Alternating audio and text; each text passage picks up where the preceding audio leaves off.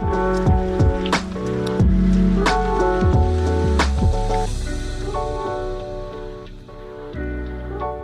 my name is Matthew Pfeiffer with MattPfeifferCoach.com. Welcome to my YouTube channel. On this channel, I create videos and content about toxic, narcissistically abusive relationships.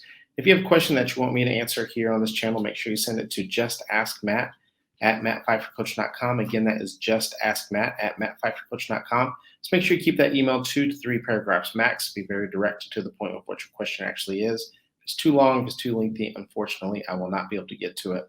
Also, hit the subscribe notification and the bell notification so you're notified each and every time I upload a new video. I upload new videos on this channel 5 days a week, Monday through Friday. And last thing is that this channel and this video is sponsored by BetterHelp. If you need more help than what this video can provide, if you're struggling with a toxic relationship, you're not sure what to do about it, make sure you connect with a therapist through BetterHelp. If you connect with an online therapist through them, you'll be able to get in faster. It's oftentimes more affordable. And the benefit of being a member of this channel, subscribing to this channel, is that you can go down to the link below and you'll get 15% off your first month of an online therapist with BetterHelp. And it's already affordable anyway.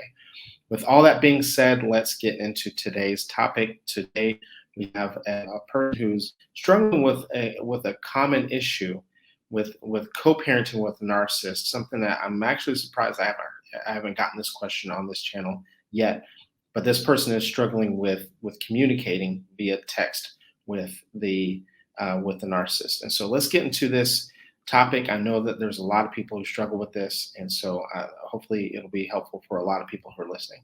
And so this email reads, "Hey Matt, I've been listening to your short videos and have really started to instill boundaries with my ex. I keep any exchange quick," very good. "Avoid verbal communication when able, but polite. No longer enter his home, even when he tries to bait me." Very, very good. So we're off to a very good start. "It's been highly recommended to switch from texting to email. It's more organized, less triggering, less invasive, and easier to refer to the separating topics. But I'm struggling with having my co-parent use email for co-parenting communication."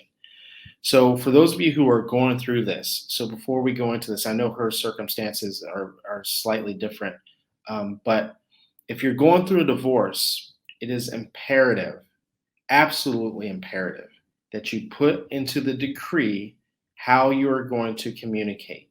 And one of the things I tell people that it is imperative not only that you put into the decree, but that you make sure that it is through an Our Family Wizard, or there's other different apps, but Our Family Wizard is probably the most popular. And make sure that it is through that app, because that is something that can be applied to in court if there's any sort of modification. It limits, and also something that all the lawyers and the judges can pull up pretty quickly and easily. So it's all admissible to court. It also has the potential, it doesn't make everything perfect, but has the potential of limiting their abusive behavior and them being verbally abusive through text messaging and communicating, because they know that everything has the ability to be watched and overseen. But once you get that, make sure that you stay there, that you stay on Our Family Wizard. This circumstance is a little bit different, but let's get back into this. It's highly recommended that we switch from texting to email. It's more organized, less triggering, less invasive, and easier to refer to separating topics, but I'm struggling with having my co-parent use email for co-parenting communication. We are currently using WhatsApp, and it's basically texting." That's correct. For those of you who are not on WhatsApp, it's basically texting. "We actually have orders to use Our Family Wizard, but when he took an optional deployment overseas, he stated that he couldn't use Our Family Wizard and got a court order to use WhatsApp. So let's put a bookmark there, because even though she did the right thing of getting Our Family Wizard, there's a court order saying that they have to use WhatsApp. He's been home from deployment for over a year, and the texting to communicate is not a good means. There's no communication topic thread. It's disorganized, and he sends very long, often antagonistic messages. For those of you who have experienced toxic Co-parenting, you know exactly what this person is talking about. It's not what texting is for, but he loves the immediacy. Let's put another bookmark there. He loves the immediacy. And that's very common with people who are toxic and narcissistic, the immediacy of it. And the ability to cause chaos with texting. I've recently opened up an email account for co-parenting communication only. My ex is refusing to use it because guess what? Because the immediacy of the texting. We're going to circle back to this to that here in a second. He will read the email and then reply to it in WhatsApp, which completely defeats the purpose of organized communication. He's being difficult on purpose because he says, I won't talk to him about this. He wants to meet or phone calls. Do not do that under no circumstance. Do not meet with him and he's trying to control the dynamic, right? Don't do it. I'll attach some of the messages and you have backing to that because even though the Our Family Wizard is kind of off the table because of the court order, you do have to communicate through WhatsApp. I'll attach some of the messages for reference. What's your recommendation on how to proceed? Thank you so much for sharing your incredible knowledge and advice. You're very welcome. And so what we do in this type of situation, for those of you who may be listening to this after you've gotten a divorce, you already have a decree. And so it's really difficult to backtrack and then to go to Our Family Wizard. In your circumstance, you might be able to actually have fighting chance because that was the original order, and so you might want to talk to your lawyer about getting back to Our Family Wizard. For you, it may not be cost effective, it may not be worth it to go all through that entire dynamic again, go through court to get back into Our Family Wizard. And for some people, you may not have a leg to stand on because that was not the original order. But anyone can talk to a lawyer if it's really difficult, if the texting is very aggressive and that sort of thing, you might be able to get that modified. Now, with all that being said, for those of you who can't get it modified or if it doesn't really make sense to go back to get a modification and this person, you're in a situation like this where the person is refusing to email, right? So we can't force them to email, but guess what? They can't force you to communicate quickly. Let's circle back to what this person said. He loves the immediacy of this. And that's the problem here, is that when a narcissist, and let's talk about when not only during co-parenting, let's also talk about when the two of you were together.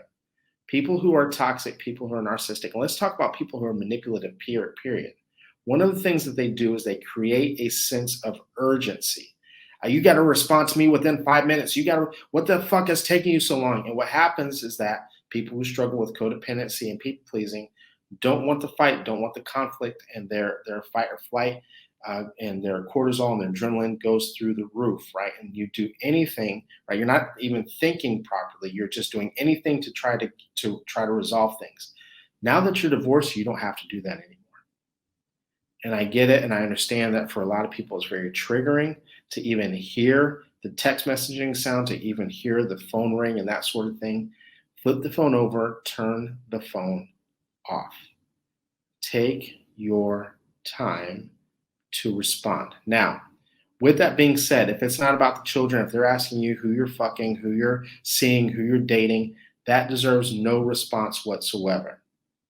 Even if it is about the children, even if they're being cordial, take your time responding.